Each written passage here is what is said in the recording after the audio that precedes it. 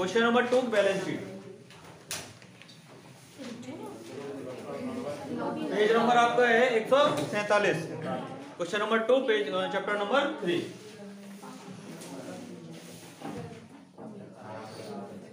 Balance sheet as at, हाँ भाई date question में क्या थी?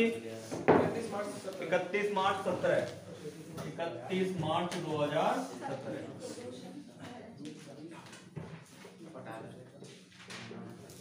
लायबिलिटीज अमाउंट एसेट और अमाउंट, ये आपका बैलेंस शीट का फॉर्मेट है। अब देखो क्वेश्चन में सबसे पहले देखो कैपिटल, सबसे पहले लिखा हुआ क्रेडिटर। क्रेडिटर में कल कोई चेंज किया क्या हमने? कोई चेंज नहीं किया, तो जितने का है उतने का लिख दो। क्रेडिटर आपका हो गया 33,000। इसके बाद सेकंड नंबर पे एम्प्लॉय प्रोविडेंट फंड में कोई चेंज किया हमने? कोई चेंज नहीं किया, जितने का है उतने का लिख दो। एम्प्लॉय प्रोविडेंट फंड कितने का? 4 का। इसके बाद जनरल रिजर्व को तो डिस्ट्रीब्यूट कर दिया हमने, अब लिखेंगे नहीं।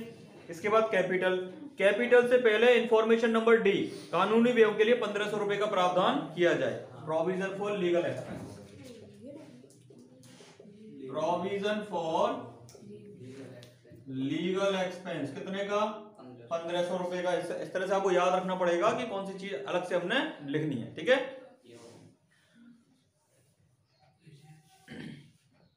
बस हो गया पॉइंट। अब आ जाओ कैपिटल पे। कैपिटल की हमने कैलकुलेशन की होगी। बैलेंस शीट किस किस का निकाला हमने? ए का और सी का। ए का कितना है? 87,400 और सी का कितना है? 38,700। तो ये हो गया 100, 8 7 15, 11 16, ठीक है। और आपका 8 3 11 12, 1,26,100। टोटल लगा लो, देखो आंसर आ रहा है कि नहीं आ रहा? लायबिलिटी का 33 और 4 37, 1 30, 1 63, 1 67, 1,67,000 नहीं, 1 26 100, इसमें 4,000, 1 30 100, 1 31 600। बैंक लोन है इसमें? अच्छा, उसके लोन में ट्रांसफर किया था। सुनो 20 लोन, बी का लोन आया था कल हमारा कैपिटल अकाउंट से, कितने का आया? 62,000। अब इसका टोटल लगा लो, कितना आ रहा है? 62,050। 62,050। अब टोटल लगा लो, देखो इसका 2,26,650। ठीक है सर, 2,26,650। यहाँ तक तो कोई दिक्कत आई नहीं है, क्लियर। अब आ जाओ एसेट पे। एसेट पे सबसे पहले लिखा हुआ कैश। कैश का देखो कितने रुपए का लिखा हुआ? 10,000। इसमें से 5,000 हमने किसको दे दिए? बी को। अब कैपिटल अकाउंट में देखो बाई और 2 में और कोई कैश है क्या 5,000 के अलावा? कोई कैश नहीं है। तो यहाँ कितना रह जाएगा मेरे पास? 5,004। इसके बाद लिखा हुआ डेटर्स। हमारे पास डेटर्स कितने रुपए के? 15। इसका प्रावधान बनाया था हमने, लेस करो पीवीडी। पीवीडी हमने बनाई थी 750, तो ये बचा मेरा 14,250। क्लियर है?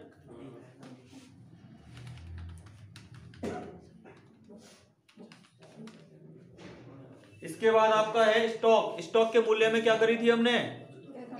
मूल्य में 5% की कमी। स्टॉक आपका 30,000 का 1,500 रुपए घटाए थे हमने, 28,500। स्टॉक आपका हो गया 28,500। क्लियर। इसके बाद है मशीन। मशीन के मूल्य में कितने परसेंट की कमी करी? 10%। मशीन आपका 50,000, 10% कम कर दी हमने। मशीनरी आपकी हो गई 45,000। क्लियर। इसके बाद आपका है लैंड एंड बिल्डिंग। तो लैंड एंड बिल्डिंग में कुछ किया हमने? 20,000 रुपए बढ़ा दिए, मूल्यांकन कम थी। कितनी की लैंड एंड बिल्डिंग है? 1 लाख की। अब कितने की हो गई? 1,20,000। Land and building 1,20,000। इसके बाद आपको दे रखा है प्रॉफिट एंड लॉस को लिखते नहीं है, इसके बाद आएगा जेएलपी। क्वेश्चन में लिखा हुआ था जेएलपी को पुस्तक मूल्य पे दिखाना है। यहाँ लिखा जाएगा जेएलपी। कितने की सरेंडर वैल्यू थी? 13,500। आंसर आ गया 2,26,650। दोनों साइड मैच हो गई आपकी, दोनों साइड मैच हो गई, दैट्स मीन अपन क्वेश्चन सही। क्लियर? नोट करो। क्वेश्चन नंबर 3 देखो। ए बी साझेदार हैं जिनका लाभ विभाजन अनुपात 1/2 1/3 है तथा संचय में 1/6 लिया जाना है। ठीक है, कुल मिलाकर क्वेश्चन में 2 पार्टनर है ए और बी, उनका जो अनुपात 1/2 और 1/3 है, और जो प्रॉफिट होगा उसका 1/6 कहां जाएगा? संचय में जाएगा। ठीक है, 31 मार्च 17 को उनका स्थिति विवरण निम्नलिखित था। ये बैलेंस शीट आपको दे रखी है। 1 अप्रैल 17 को बी अवकाश ऋण करता है, शर्तें निम्नलिखित हैं। ख्याति का मूल्यांकन 50,000 पर किया गया, पेटेंट का मूल्य 3,000 से बढ़ाना है, परंतु संयंत्र का मूल्य 15,000 अधिक किया हुआ था। तो कुल मिलाकर संपत्तियों के मूल्य में कोई परिवर्तन अगर होता है तो उसके लिए कौन सा वाला अकाउंट बनाते हैं? रिवैल्यूएशन अकाउंट बना लेते हैं। अभी 31 मार्च 17 को, 1 अप्रैल 17 को अवकाश ऋण कर रहा है बी, तो उसके खाते कौन सी डेट में बनेंगे? 1 अप्रैल 17 को ही बनेंगे। ठीक है, देखो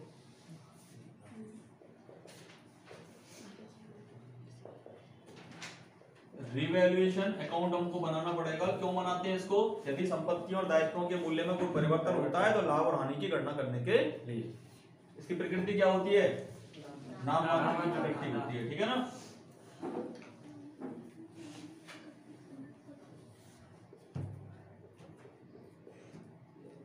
पर्टिकुलर। अब देखिए, सबसे पहले ख्याति की बात कर रहा है तो ख्याति को कभी भी रिवैल्यूएशन अकाउंट में नहीं लिखते, रूल नंबर 1 बता रखा है। सेकंड नंबर पे कह रहा है वो पेटेंट का मूल्य 3,000 से बढ़ाना है। अब देखो पेटेंट बैलेंस शीट में कहां दे रखा है? पेटेंट बैलेंस शीट में एसेट साइड में दे रखा है, मतलब इस वाली साइड में दे रखा है। बढ़ाना है तो कौन लिखना है? इसी साइड में लिखना है, बाई पेटेंट्स। कितने रुपए बढ़ाना है? 3,000। इसके बाद कह रहा है संयंत्र का मूल्य 15,000 अधिक किया हुआ है। संयंत्र का मूल्य 15,000 अधिक किया हुआ है, पहले से ज्यादा कर रखा है, तो क्या करना पड़ेगा? कम करेंगे तो कहां लिखेंगे? 2 में। 2 प्लांट एंड मशीनरी। कितने रुपए का? कितने रुपए का? 15,000। इसके बाद देखो देनदारों पर संदिग्ध ऋण प्रावधान 5% कर दिया जाएगा। यहीं तक रुक जाओ। कैटर कितने का है आपके पास? 20,000 का। कितने परसेंट का प्रावधान करना है? 5%। 20,000 का 5% कितना हुआ? 1,000। 400 पहले से हैं, कितने बढ़ाने पड़ेंगे? 600। प्रावधान कौन सी वेबसाइट में बढ़ाते हैं? 2 में। 2 पीवीडी 1,000 होना चाहिए था, 400 पहले से है, कितने का बढ़ाना पड़ेगा? 600। अब मेरे डेटर 20,000 के थे, जिस पे 1,000 का तो प्रावधान हो गया, कितने के रह गए डेटर? 19,000। आगे पढ़ो। तथा लेनदारों पर 3% की कटौती का प्रावधान किया जाएगा। लेनदार कहां पे होते हैं? लायबिलिटी में होते हैं। इन पर कटौती का प्रावधान कहां बनेगा? बाई में। ठीक है, बाई प्रोविजन फॉर नहीं डिस्काउंट ऑन क्रेडिटर। ठीक है, कितने परसेंट का प्रावधान बनाना है? 3%। क्रेडिटर कितने रुपए की हमारे पास? 10,000। 10,000 का 3% निकाल दो, 300 रुपए। अच्छा, एक बात है, इससे मुझे याद आया, कौन से नियम की अवहेलना करता है? अगर आप क्रेडिटर पर प्रोविजन बनाते हो तो कौन सी अवधारणा की अवहेलना करता है? अकाउंटिंग कॉन्सेप्ट पढ़े थे 11वीं क्लास में आपने, उसमें मैंने स्पेशली नोट करवाया था ये कि अगर क्रेडिटर पर आप प्रावधान बनाते हो तो किस अवधारणा की अवहेलना करता है?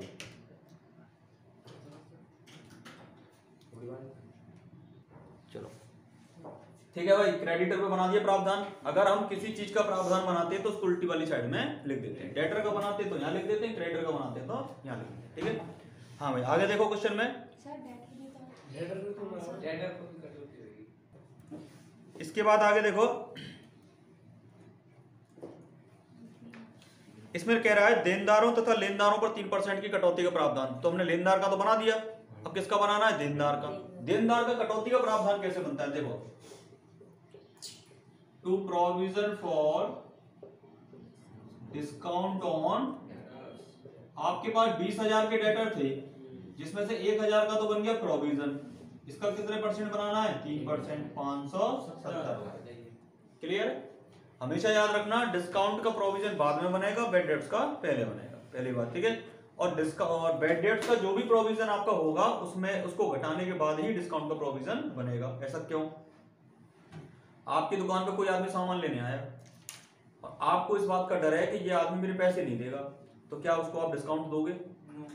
तो प्रोविजन फॉर बैड डेट्स कैसे लोगों के लिए बनाया जाता है? जो संदिग्ध हैं कि वो हमारा पैसा नहीं देंगे।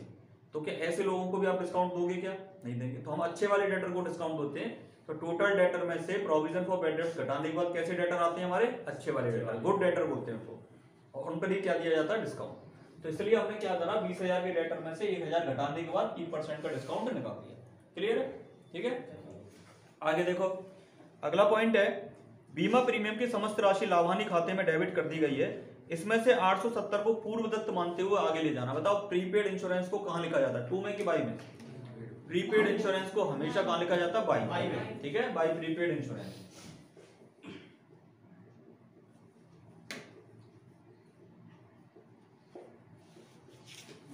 ₹870। आगे देखो, विनियोग का मूल्यांकन 16,000 रुपए पर कर दिया गया। अब देखो विनियोग के लिए सबसे पहले देखना है कि आपको इन्वेस्टमेंट फ्लक्चुएशन फंड तो नहीं दे रखा। देखो लायबिलिटी में है क्या? नहीं है इन्वेस्टमेंट फ्लक्चुएशन फंड, नहीं है। और ऊपर देखो विनियोग कितने रुपए के? 20,000 के। अब कितने का मूल्यांकन कर दिया? 16 का। 4,000 घटा दिए, तो 4,000 घटा दिए तो 2 में आएगा, बाई में आएगा? 2 में आएगा, साइड बदल दो, मतलब बैलेंस शीट में इन्वेस्टमेंट यहाँ पे आता है, और घटा दिया तो कहाँ आएगा? 2 वाली साइड में आएगा। टू इन्वेस्टमेंट कितने रुपए घटाए? 4,000। आगे देखो, इसमें से आधे विनियोग बी ने ले लिए। ए बी का जो मैटर होगा वो कहां पे होगा? कैपिटल वाले अकाउंट में होगा, ठीक है ना। 5,000 रुपए कर्मचारी क्षतिपूर्ति का एक दायित्व। ऊपर देखो एम्प्लॉय, ये प्रोविडेंट फंड है बेटा, याद रखना, कंफ्यूज मत होना। एम्प्लॉय प्रोविडेंट फंड अलग होता है और वर्कमैन कंपनसेशन फंड अलग होता है। तो प्रोविडेंट फंड का नीचे वाली इंफॉर्मेशन से कोई भी लेना देना नहीं है। तो क्वेश्चन में कह रहा है क्षतिपूर्ति का दायित्व निश्चित हो गया है, जिसके लिए मेरे पास कोई प्रावधान नहीं है पहले से, और दायित्व निश्चित हो जाता है तो कौन सी वाली साइड में लिखा जाता है? कोई भी दायित्व निश्चित हो जाता है तो 2 वाली साइड में लिखा जाता है, ठीक है। तो देखो, टू वर्कमैन कंपनसेशन लायबिलिटी, ये रिजर्व तो है नहीं हमारे पास, कितने का? 5,000 का। अब आप चेक करो, देखो देखने से पता लग रहा है कि 2 वाली साइड ज्यादा है। कितना है टोटल इसका? 15, 25,000 170। इसमें से इनको लेस कर दो, कितना लेस होगा? 21,000 बचेगा हमारा। ये बाई में आया है तो प्रॉफिट है कि लॉस है? बाई में आया है तो लॉस होता है। किस रेशो में डिस्ट्रीब्यूट करेंगे इसको?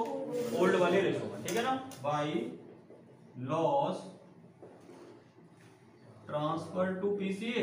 पार्टनर कौन कौन है मेरे पास? ए और बी। अब क्वेश्चन में एक लाइन लिखी हुई है कि यदि हानि लाभों को हिस्से को 1/6 को रिजर्व में भी ट्रांसफर किया जाता है। हमेशा नियम याद रखना, रिजर्व में केवल लाभों को ट्रांसफर किया जाता है, हानि को कभी भी रिजर्व में ट्रांसफर नहीं किया जाता, इसलिए कंफ्यूज मत होना, ठीक है ना। तो आप देखिए पहले आपके जो अनुपात है, लाभ हानि का जो अनुपात है, वो लाभ हानि का अनुपात कैसे निकालोगे? ए और बी, ए का कितना है? 1/2, बी का कितना है? बस इसको बराबर कर लो, 6, 3, ठीक है, अनुपात 2। अब क्या हो गया? बराबर नहीं हुआ सब 6 के, इसलिए नहीं हुआ क्योंकि इसमें रिजर्व भी शामिल था, रिजर्व को हमने एक्सक्लूड कर दिया, तो अनुपात बनेगा 3:2। इस 21,000 को इस अनुपात में बांटो, 12,600, 8,400। कोई डाउट? 1/6 वाले रिजर्व का कुछ नहीं करना, क्योंकि उसमें स्पष्ट होता है कि रिजर्व में हमेशा प्रॉफिट को ट्रांसफर करते हैं, हानि को कभी भी रिजर्व में ट्रांसफर नहीं करते, ध्यान रखना है इस बात को, ठीक है ना। इसका कर लो, चलो करो इसको। अब बनेगा हमारा पार्टनर्स कैपिटल अकाउंट।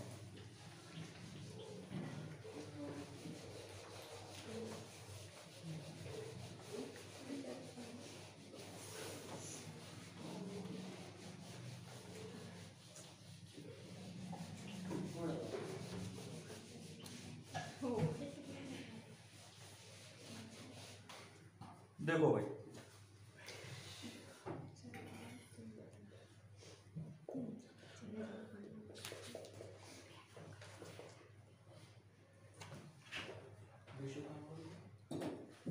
हमारे पार्टनर केवल ए और बी हैं, तो इसलिए हम केवल 2 ही कॉलम बनाएंगे, ए का और बी का, ठीक है।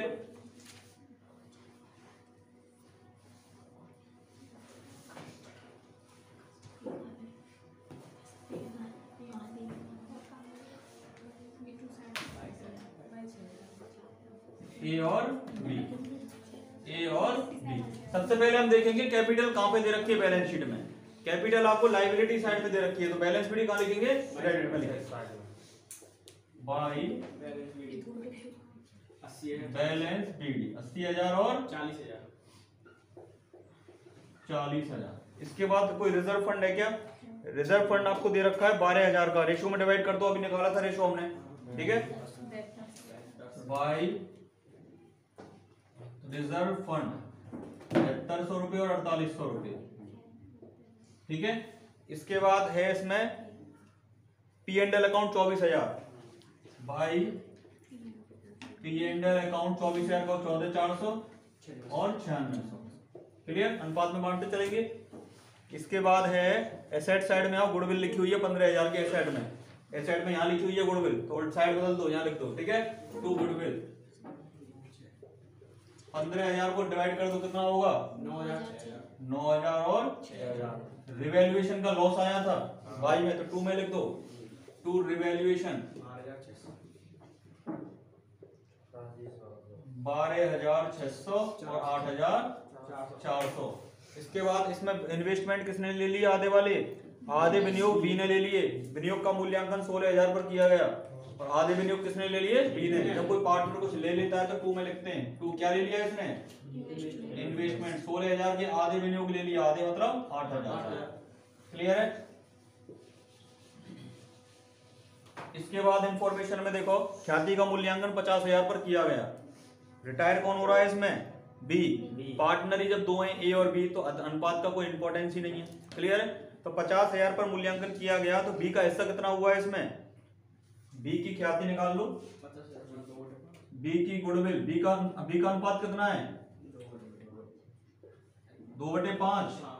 तो 50,000 गुणा 2/5 कितना हो गया? 20,000 रुपए बी को मिल जाएंगे। वो देगा कौन? ए की बचा केवल, ए इज कैपिटल, ठीक है। उल्टी साइड में यहाँ क्या लिख देंगे? 2 बी इज कैपिटल। कितने रुपए? 20,000, ठीक है। कोई डाउट? भाई बी के कॉलम में बी को मिल रहा है तो हम क्या लिखेंगे? ए, और यहाँ उल्टा कर दो, यहाँ ए के कॉलम लिखो, यहाँ क्या लिखो? बी, उल्टा कर दो, ठीक है। इसके बाद देखो पॉइंट है, और तो सारे पॉइंट निपट गए हमारे। आगे देखो लास्ट की लाइन, बी को समस्त भुगतान कर दिया गया। बी को भुगतान करने के लिए ए ने अपने संयंत्र और स्टॉक की जमानत पर आवश्यक राशि बैंक से ऋण ली। को हमको कोई मतलब नहीं है क्या जमानत दी उसने, बैंक लोन के नाम से लिख देंगे बाद में, ठीक है ना। तो देखो टू कैश, ठीक है, पेमेंट कर दिया बी को। बी का हिस्सा निकाल लो, कितना है टोटल यहाँ का? देखो 40, 44, 44 और 9 53, 53 और 20 73, 74,400। 74,400 में से 6,000 8,400 घटा दो, कितना बचा? 66। 66 में 66 में से 6 घटा देंगे तो 52,000। कितने रुपए का पेमेंट कर दिया? 52,000 का, ठीक है। कैसे निकला ये? Balancing figure. अब बैलेंस शीट किसका निकलेगा? केवल ए का। ए का निकाल लो। ए का देखो 80, 80 और 21, 1,01,600। 1,01,600 में से इनको घटा दो भाई, 600 गए, ये 89,000, 80,000 और 20,000, कितने बचे? 60,000। आंसर अपने टैली कर लो एक बार। किस तरह से बन गया हमारा कैपिटल अकाउंट? कोई डाउट इसमें? क्लियर? नोट करो इसको। अब बनाएंगे इसकी हम बैलेंस शीट, ठीक है। यहाँ ध्यान दो सब बच्चे।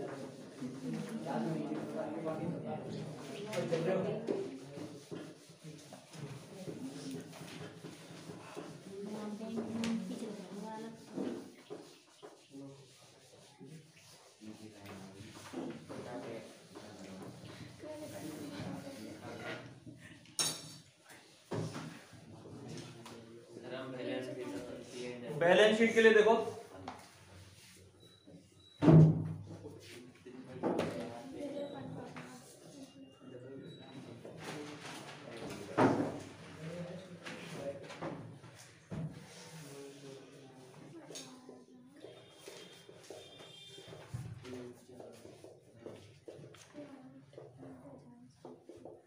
सबसे पहले कैपिटल देखनी है। सबसे पहले बैलेंस शीट पुरानी वाली देखो।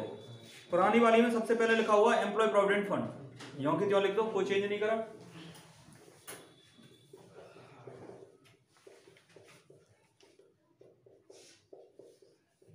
कितने का है भाई? 18,000। इसके बाद आपको दे रखा है रिजर्व, हटा दो। इसके बाद है क्रेडिटर। इसके बाद क्या है? क्रेडिटर। कोई क्रेडिटर पे मैंने डिस्काउंट बनाया था। हाँ, क्रेडिटर कितने रुपए का है मेरे पास? 2700। बैलेंस शीट में क्रेडिटर है आपका 10,000 रुपए का। इस पे लिख दो provision for discount. Provision for discount कितना बनाया था? 300 रुपए। तो कितना हो गया? 9,700। इसके बाद आपको दे रखा पी एंड एल को लिखना नहीं है, कैपिटल। कैपिटल से पहले हमको लिखना है प्रोविजन फॉर, बनाया था ना हमने, वर्कमैन कंपनसेशन या वर्कमैन कंपनसेशन लायबिलिटी। देखो है था लास्ट में कितने रुपए का? 5,000। पॉइंट नंबर 6 में प्रोविजन फॉर या वर्कमैन कंपनसेशन लायबिलिटी कितने का बना दिया? 5 का। पॉइंट को चेक करते चलोगे आप। इसके बाद और कोई पॉइंट नहीं है। इसके बाद देखो मैंने बैंक से लोन लिया। अब मैंने कितने रुपए का पेमेंट किया? 52,000 का। बैंक में देखो मेरे पास कितना पैसा पड़ा हुआ है? 5 तो मेरे पास पड़ा हुआ है, ठीक है। 5 तो मैंने उसमें से दे दिए। अब 52,000 का पेमेंट कैसे लिखोगे आप? देखो बैंक लोन। मैं बैंक लोन क्यों लिख रहा हूं? क्योंकि क्वेश्चन में कह रहा है कि बैंक से लोन लेके पेमेंट किया, ठीक है। तो देखो मैंने 52,000 का पेमेंट किया है, जिसमें से 5 तो मेरे खुद के हैं, तो लोन के कितने हो गए? 47,000। कोई डाउट है? ठीक है। इसके बाद देखो कैपिटल। कैपिटल के लिए बचा कौन? केवल ए की कैपिटल कितनी निकाली हमने? 60,000। टोटल लगा देंगे, आंसर आ जाएगा। इसके बाद देखो एसेट पे आओ। गुडविल को लिखना ही नहीं है। इसके बाद प्लांट पे आ जाओ। प्लांट की कोई इंफॉर्मेशन है क्या? प्लांट की कोई इंफॉर्मेशन है क्या? हाँ, प्लांट को 15,000 अधिक किया हुआ था, 15,000 से कम कर दिया हमने। प्लांट कितने का हो गया? 90 का दे रखा है, 15,000 कम कर दिया हमने। कितने का हो गया? 75 का। इसके बाद पेटेंट 3,000 से बढ़ाए, 4400 के कितने गए? 7,400। 3,000 के बढ़ा दिए, इंफॉर्मेशन में है। इसके बाद स्टॉक का मूल्य, स्टॉक का कुछ नहीं करा। स्टॉक जितने का है उतने का लिख दो। स्टॉक 30,000। स्टॉक कितने का? 30,000। इसके बाद देखो क्वेश्चन में इन्वेस्टमेंट का मूल्य 16,000 करा, जिसमें से आधे भिगू दे दिए। कितने रह गए? 8,000। इन्वेस्टमेंट रह गए आपके 8,000। इसके बाद डेटर्स पे आ जाओ। डेटर्स आपके 20,000, जिसमें से पहले तो घटाया मैंने पीवीडी 1,000 का, तो 400 तो पहले से ही था, 600 और बढ़ा दिए मैंने। कितने बचे मेरे पास? 19,000। इसमें से घटाओ प्रोविजन फॉर डिस्काउंट 570, ये बचा 18,430। क्लियर। इसके बाद आएगा कैश। कैश तो मेरा खत्म हो गया। और कोई चीज प्रीपेड इंश्योरेंस है इसमें? है। प्रीपेड इंश्योरेंस कितने का? 870। टोटल लगा लो इसका 1,39,700। 1,39,700। 1,39,700 ये आपकी बैलेंस शीट। Good out. बस बैलेंस शीट बनाते टाइम आपको पूरी ध्यान रखना है कि कोई चीज लिखने से रह नहीं जाए, बस। ठीक है ना।